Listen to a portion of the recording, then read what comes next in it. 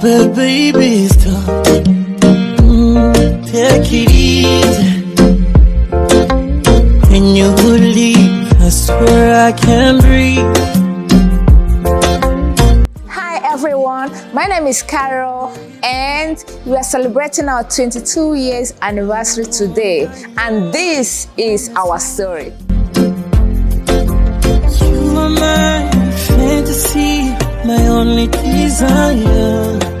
We're taking it, unusual. Bitumana Cynthia, she make me fall in love. Darling, darling, if you touch me one more time, I might lose my mind. Baby, it's too much here. Can we go slowly? 'Cause I can't take it. 'Cause I can't take it. First of all, my name is Chief Sir CJC Carol. I'm from University Kanamiaka in Imo State, Nigeria. I reside here in Baltimore, Maryland. And today is a big day for me and my wife.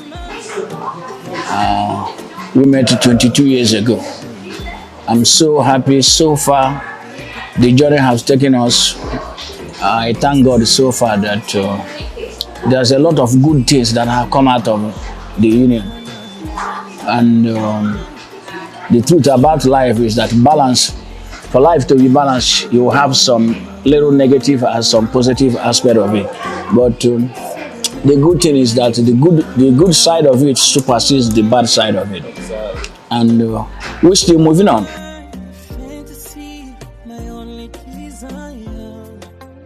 It's a long story, but I'm gonna make things very simple. Yeah, before that was in 2003. I left here in 2002, December, to go to Nigeria, precisely to get married. And before that, I made up my mind, and I went home. You know, I have to tell you the truth. The story, why I said the story is long, that before I get home, my brothers and sisters have lined up gears for me. Some of them they brought, I looked at them and said, it's okay, I think that's it. But Carol is almost at the last minute for me to get it, because I have made up my mind based on what they were sending to me and people I'm seeing. It wasn't catching my attention.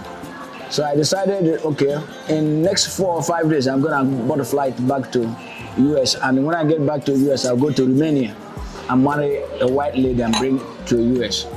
Luckily, on that night, I went to a bachelor's night. You know, as somebody who is looking for something, you cannot prevent yourself going to places where you know such a thing can be possible. So I went to a bachelor's night. I saw a lady. On that bachelor's night, they called me to the high table. And there was a friend of mine who they called before me. He was going with his wife. I saw the wife. The wife was so beautiful and the kind of people that attract me. I went to them at the chair. I asked her, do you have somebody like you? The husband knows me. The husband said, this is CJC I was telling you. He said, oh, that's CJC? He said, yes, he has somebody, but she doesn't accept any man. That all the men she has been introducing to her, she rejected all of them, and that she's feeling a little bit insulted. I said, okay, don't worry about it. Just show me. Was she here? She said, no, she doesn't come out. I said, okay, tell her that somebody wants to see her tomorrow at the wedding. So she said, okay. She said, I will try my best. I said, don't worry about it, just bring her. So, yes, I told him. I told him to throw the bone away, let the spirits and the person fight, or like the way they say, So, to make this story short, my brother, the next day we went to church, and it happened to be that this wedding is a friend of mine living in Dallas. I have to cover him on pictures, so I went late. But I went there She's already there, but I haven't seen her. The sister. I met the sister. The sister said she's here. Before then, there is 3 other women who came with 3 other ladies for me. You know, I was like, wow. The first lady came is a pharmacist. Because of the way she dressed first in African tradition and the cover of. I said, wow, I have not seen you how you look. You're already dressing on this, covering up. So I left that. So I met the sister. The sister is like half a mile away from where I am. I'm pointed the finger and told me, see that? I don't want her to see me because I said, okay, don't worry. I went directly. You know, as somebody who met, I saw her. I looked at her. I said, inside me, I said, well, first of all, the physical outlook, the color, and the shape of the face has fallen to my taste. But whatever is inside is what I don't know. So I asked her, I said, my name is this. And yours, she said. So I asked her, I said, look. And then you asked Ama if I was a nurse. Because he said he didn't want to marry a nurse. I didn't want to marry a nurse, yes. I asked her if she said no, she's not a nurse. I said, okay, 100 is over. So I asked her, as she is now, is she ready to get married if she sees somebody she likes? She said, of course. She said she just finished university education. I said, okay, youth service. I said, okay. Okay, I said, well, there's a friend of mine. Look at how I put it to her. I said, there is a friend of mine who informed me when I get home, if I see that he is interested in getting married, but that anybody I likes, that he will like it because he knows my taste is close to his. So I told her, she said, okay. So I walked a little bit. I gave her, what would I give you? My drinks? Oh, to hold. That was when you said you are bringing your brother. Yes, so okay. I went, I pretended as if I'm walking away from her. So hold on, at the middle of my going, I turned back and went back to her and said, what if it's this man standing before you? She laughed. And then I had asked your genotype and... No, we haven't got to that. Oh. So after that, you said there's no problem. She started laughing, and then I gave her my drink to hold. While I was going back, I went back. While this was going on, the sister was watching the reaction between me and her. So when I went back to the sister, I told this sister, I've got her.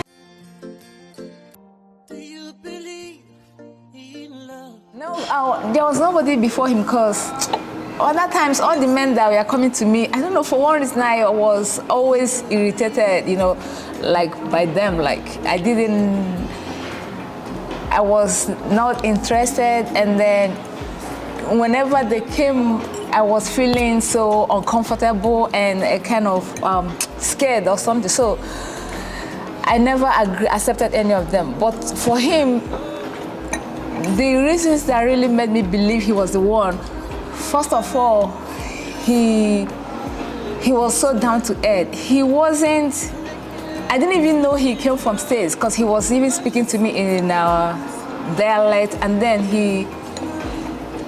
the first thing he asked me was if I had another man. I said no.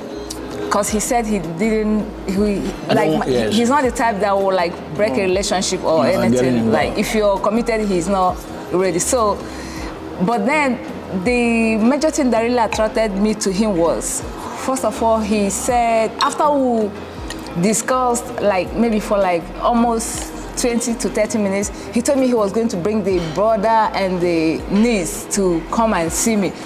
So I heard you gave me the water, so I had. So he went and brought the brother and the sister and the niece. So after that, he told me, as like in the course of the conversation, he said his friends were all marrying nurses because, you know, a lot of these American men, they come to Nigeria, they want a nurse, so the nurse will come over here to make money. But he told me he actually came home to marry a woman he would love, a woman that would listen to his heartbeat. Exactly, that He said he didn't want to marry a nurse because he wants to marry a woman. In the future, when you take away the profession, he will still love the woman. So he just, I mean, that really amazed me. I was so shocked because I was never like, that was the first time I heard of a man talking about love and not profession, you know, and not talking about money, a woman that will come over to make money for him. No. So I fell for that. And another thing, then he told me the next day we were going to FMC, Federal Medical Center, to get some tests, you know, like HIV tests, all the comprehensive. Genotype. I already knew I was AS. And when I asked him his genotype, he said he was AS. So I said, okay. So then tomorrow, he said we were going to FMC to do the comprehensive to make sure, you know, everything. Like, you know, we were compatible and everything and, you know, disease-free. But for, like, I was 26 years at that time. In my 26 years of life, I never saw a man that talked about getting tests. They always talked about, oh, let's go to the hotel first so we can try if you're good in bed or something. Or, you know, like, so this sounded so strange. So like I couldn't believe there was a man like that in this world on earth. So he said we'll go to FMC, and he never even talked about sex or anything. He just wanted the test. Another men, when I met them, they would start by holding me, like, you know, they want to like tear you into two. So that really turned me off. But for him, he was down to earth, talked about the family, because I love families. He talked about his family first, then he's talking about the FMC. And then after that, he said, after the result comes up, then we'll meet my parents. All my life, I've always wanted to be, I always like to be a model, like. I met her when she was modeling. I like somebody that will encourage my modeling career. I like somebody that will encourage my, you know, like I've been in beauty pageant, but my family didn't really let me continue with beauty pageants. They threatened to disown me. They threatened to kill. They threatened to do a lot of stuff to me. So I stopped. So when I met him, I told him I was going for my youth service and I had studied political science. And that was another one that really, you know, touched my heart. And I told him in future, if I go for my youth service, that I would like to contest for the Miss Camp. He was like, yeah, it's okay, you can go. I mean, I encourage you, whatever, you know, just, I said, wow. Other Nigerian men would be like, oh, you're married, you're what? So, I mean, like, I was like, this is a godsend.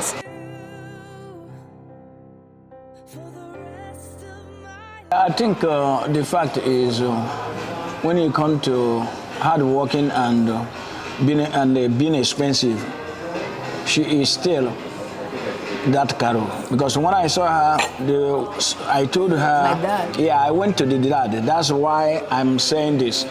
The dad called me and told me that this girl is very expensive. The most expensive child that he has. And he was like, that, are you honestly, equal to the task? He asked me if I'm equal to that. You know what I replied to him? I said, of course. Then I used one Igbo adage. I told him that Ndi Igbo shana ogun da bata manage she. So Carol is, the only thing is that Carol have elevated her social inclination. Because like what she told you, she was she had an impediment because the parents didn't want her because of the culture. But she came here, she married somebody who have already been exposed. I know what a red line is. Carol loved to enjoy herself, to share herself, but Carol is a reserved woman. Yeah, cause yes, you know, she's a reserved woman, and you know, Ndi will say, my father when you lot of lambene to us me bukula wine, no from man, me boy and boy from put man. So all this is social exposure, expression Carol is doing. A lot of people are angry with it. To me, I don't see it as something very, very deep. It's just like somebody losing the center while pushing the periphery. So, and the only thing I told her is, remember, we have children. There is a level you go, you bring yourself back. Yeah. Besides that, Carol doesn't give me a problem. Carol doesn't talk anyhow in the public like other women. Those things is what I care much. Give me that respect and behavior.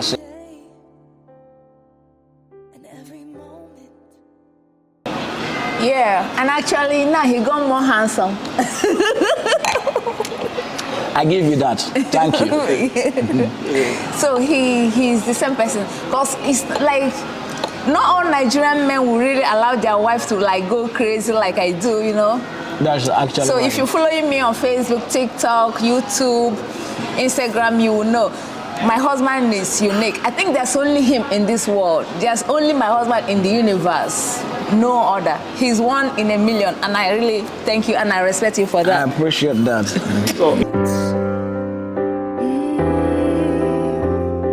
Yes, this is where it starts.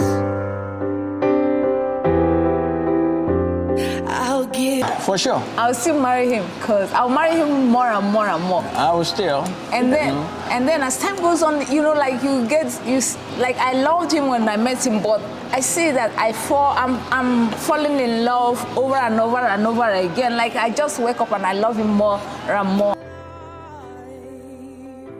Of course, for me, I used to love movie before I get married. There is no week I don't go to movie, you know. But because of fatherly responsibility, I don't go to movie again, because one of the things I promised God when I'm ready to have children, I made it very clear that I have to stay with them, monitor their growth, monitor their movement, make sure they do the right thing. And because of that, I restricted myself from other things. And there was something I was fond of. I used to smoke cigarette before I got married. The last cigar, and what I normally smoke is cigar. The last cigar I smoked was a place in Enugu, in a hotel called Modotel. When I met her, she agreed. I told her, "Are you ready for marriage? That there is no pressure on you." She told me she's ready. I said, "Okay, you know what? You see this cigarette. I see how you react. You don't like it. This light, this one. This is the last cigarette you will see me." And my brother, there is nothing like somebody having a strong will, good conviction. From that moment, before then, I smoked cigarette for 14 years.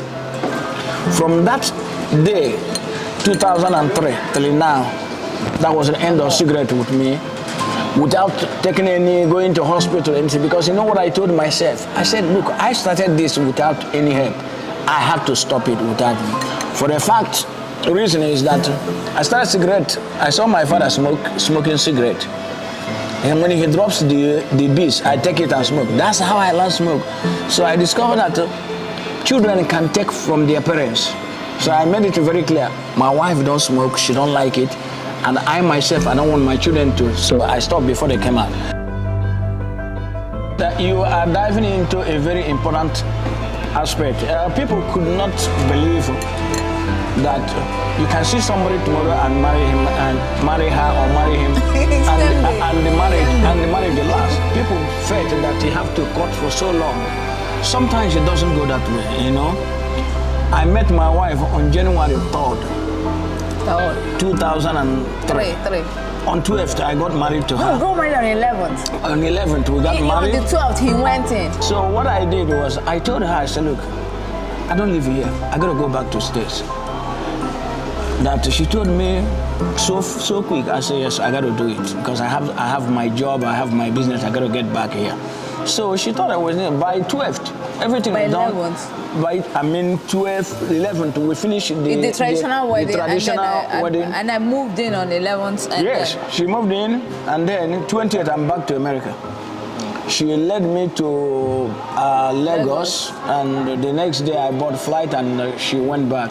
So by the time I know it, my brother's wife called me that you're expecting a baby very soon. I said, congratulations. By October, our first daughter was born. Paris, October 2003. All right, so it's really, actually, when I met my husband on 3rd of January, then we got married within 8 days. So on 11th, we were already married. We had the traditional wedding, and I moved in with him. So, and growing up as a young girl, it's kind of a family thing. Like, I had preserved myself as a woman, and I was still a virgin at 26. Even the night when I didn't tell my husband initially, but on that night, when the first night on 11th, I was struggling, I had to tell him the truth. I had never done it before. So he was like, oh, you're a psychedelic, like, what's that? With all these your psychedelic looks, like, nobody would believe. So he had put a white towel, and then, and that's the part I really love about my husband. He's a kind-hearted man, because other men would have just turned me into two. But on that 11th night, when he saw I was really freezing up and I was so rigid, he calmed me down and said, it's okay, okay, it's okay. You can go to sleep. So he let me go to sleep. So the next day, we continued from where we stopped. Yeah. So then, on that day, he made me a woman.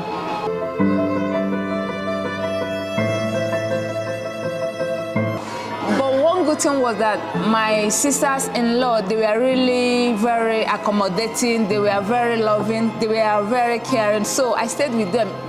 And my husband's nieces too, they were like teenagers then, they were all helpful, they kept me busy with one or two things, and like, we did a lot of stuff together. And then in I think ending of March, I had gone for my youth service.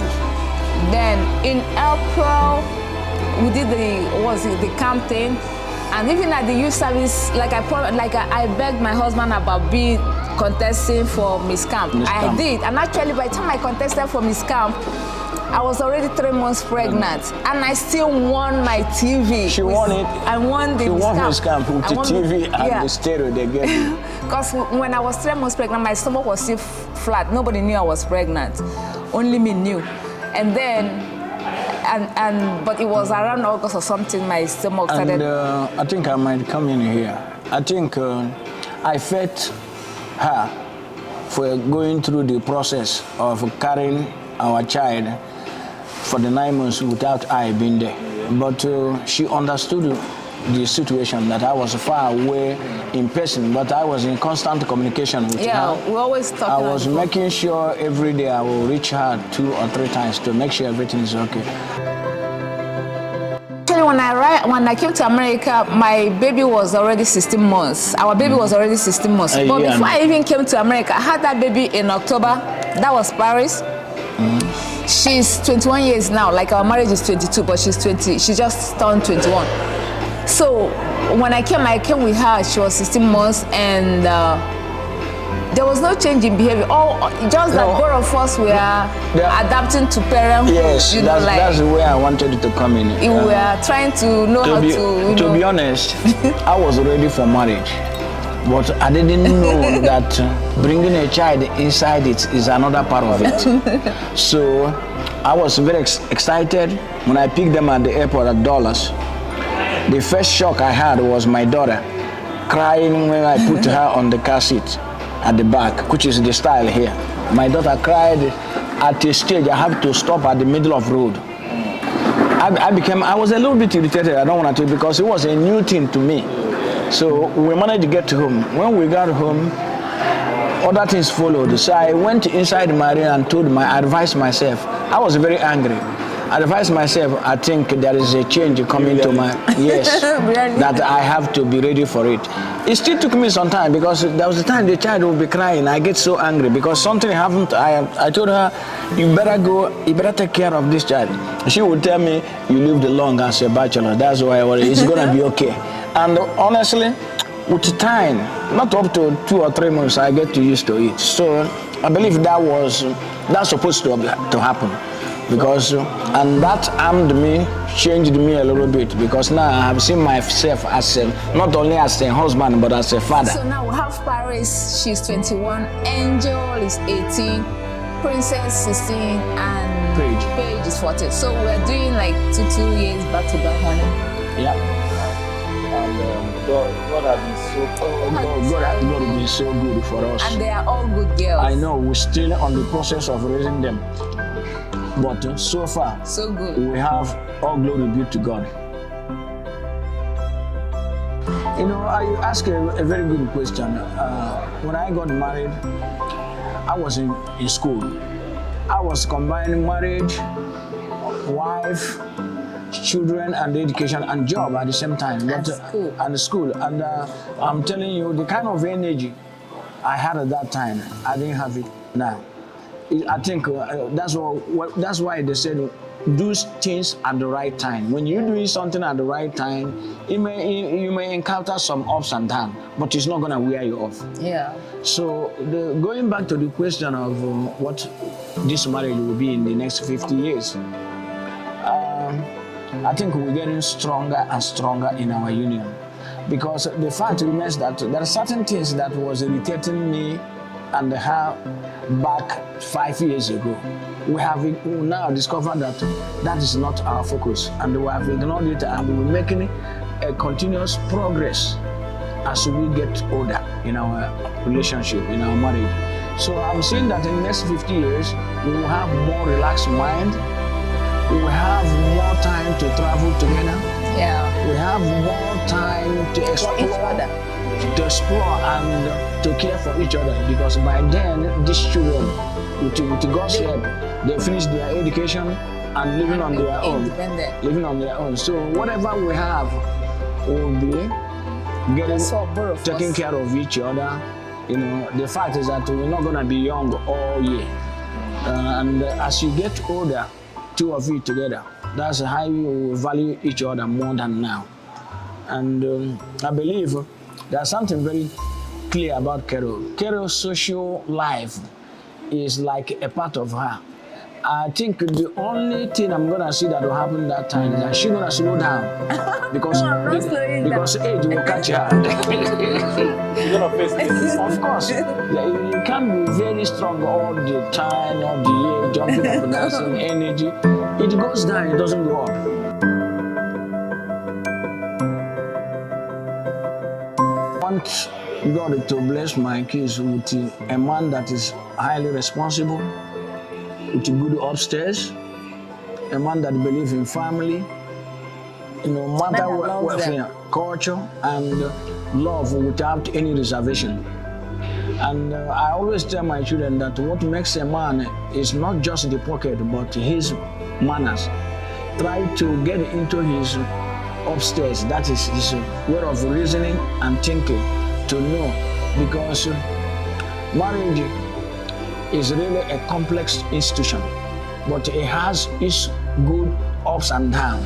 But it takes people who are matured enough, who have reasoning and thinking faculty to make it work, and understand that it doesn't come in a day. It's like school. As you go, you learn something good, you learn something bad, but focus mostly on the positive aspect of relationship. And look, don't amplify each other's fault, or rather amplify each other's good. Because when you compliment each other, it rekindles the love and the glory in that marriage. Marriage is sweet if you guys know exactly where you're going. The most important thing, have respect for each other. Listen to each other. Don't be open-minded, and don't think that your idea is the best. Share that idea, and whichever that you find to be the superior idea, it doesn't matter who is coming from, go ahead with that. Okay, to me, marriage is like from God, the greatest union. Marriage is what you make it. Marriage is a union of like two, the man and the husband and the wife. So both of you have to understand each other, and for marriage to really work, I will tell you what worked for me. There has to be forgiveness. Mm-hmm. We are human beings, and they say to err is human and to forgive is divine. So if you're a woman, to make your marriage, to really help your marriage work, and to have a long-lasting marriage like I am having, and to have fun in your marriage, you just learn to forgive your man, okay? You have to, like me and my husband will forgive each other. Sometimes I offend him and sometimes he offends me. I forgive him, he forgives me. And then don't sit on one misunderstanding, like just forgive like it never happened. Let what happened in the past go. Yeah. Move on. Stop bringing the past every time you have a little misunderstanding. Stop bringing what happened at the past, because it touches a lot of bad areas that will mess up the future you have. Look, what I'm not saying that you can't reference the past, but don't dwell on it. Reference past to shape the path for the future, but don't dwell on it, because that is where the problem comes. Hey, you want to do that? Say, remember when you did this thing to me? No, those things is not going to move you forward. It is going back. It's highly retrogressive. It's not progressive. Have a progressive mindset. And something else about marriage. God said for a man, or did they say woman should leave the family and cling onto the man? I might be getting mixed up, but don't let your family overtake your marriage. That makes sense. Please, if you're marrying your man, focus on your man and do not let your marriage, your family influence you. And again, friends, some of your friends that are already divorced, they're trying to like make you look like them or make you be in the same level with them. Always remember the man, especially we that were the fortunate ones that came over here to America. Most of us, our men brought us over. And some of these women, when they bring them over, most of them are nurses, they're making a lot of money, and then they start looking down on the man, they start disrespecting the man, they start feeling like, yeah, I can do it. If the man can do it, I can do it better. All those what do you call it? Muscular. Yeah, like rubbing shoulders with men, and then some of you end up kicking your man out, and then you really forget this finger that fed you, you start biting the finger that brought you over here. So, women, don't let your friends influence you. Don't let your family don't let the system. Don't let the system. And do not let the system, because this is America. You feel like it's different from the way we brought up. Yeah. So don't let this system destroy your marriage. Look, copy the right thing and leave the wrong thing for them, because in the real sense they have a different culture from us. And like me, I have 4 daughters. Most times I would tell my kids, go to sleep. I could even say it 10 times. These kids are there looking at me. But immediately that dad comes back and says, the dad wouldn't need to talk. And these kids are all in bed sleeping. So there's this gift God gave men. So it's always good for the man and the woman to raise children together. Please do not stop kicking your men away, and then you end up getting these kids that are, Yeah, it has a lot of negative effect on children.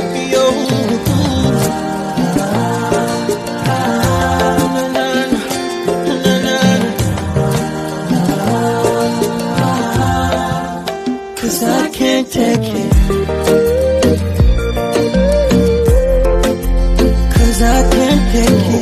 Carol, I love you. We have come a long way, and I think a lot of people was expecting that we're not gonna make it so far, but we're making it more. So I love you very much without reservation, because in life or in marriage, if you expect 100%, it's very difficult. But if you get 80% out of 100, I think that marriage is working. Honey, you've been a wonderful husband to me. You've been a wonderful father. I don't even know what I would have done without you raising these 4 girls. You've always been our rock. You've always been our foundation. You've always been there for us, for the family. I really appreciate you. I thank you for everything you do. And I promise to love you forever and ever. And I promise to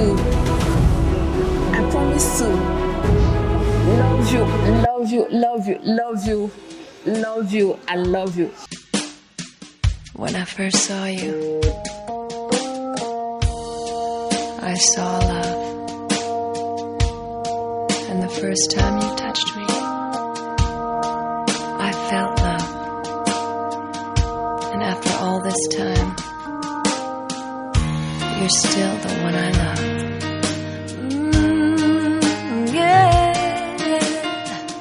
Looks like we made it. Look how far we've come, my baby. We might have took the long way. We knew we'd get there someday. They said, I bet they'll never make it. But just look at us holding on. We're still together, still going strong. You're still the one I run to, the one that I belong to.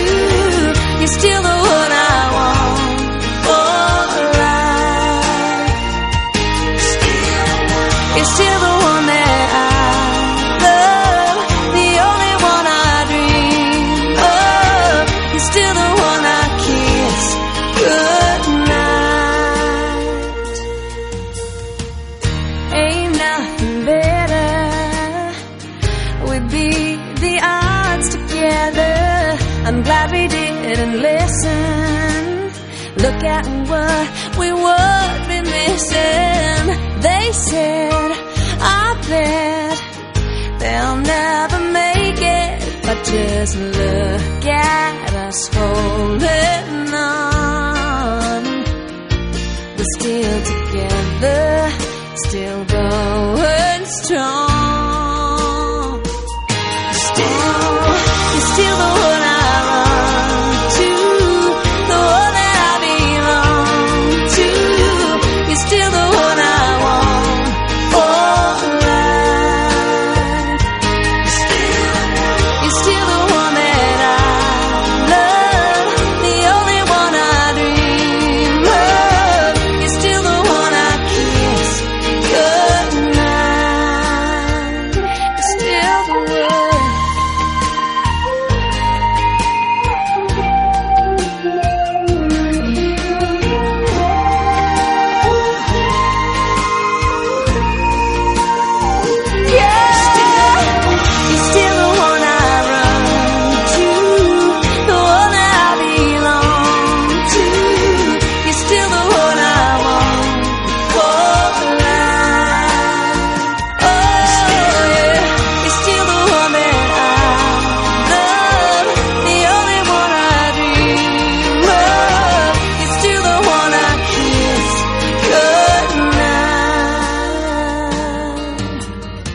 I'm so glad we made it.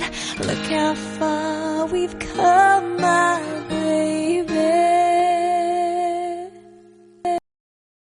Hello guys, my name is Chief Sir CJC Carol.